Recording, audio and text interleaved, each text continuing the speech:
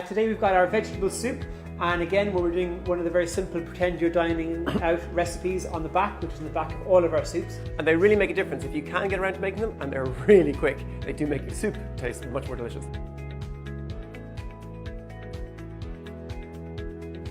Okay, so Cully, what we're going to do today is we're going to make some vegetable crisps, and we're going to simply float them on top of the soup. Pour in our vegetable soup. A few carrots.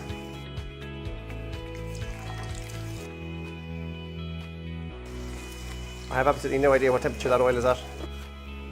It's just kind of to give you an idea. You can do these well in advance. Put it on a little breadboard. Okay, yeah, now Let's get it looking pretty. And just dry them off with a little bit of paper, make a little kind of a sculpture. Cull actually studied fine art and sculpture. Yeah, here's my piece of sculpture for today. 4 years of, thank you very much for Look, even a little soup spoon. Where can that go? Mr. Cameraman. There we go. She's a good one.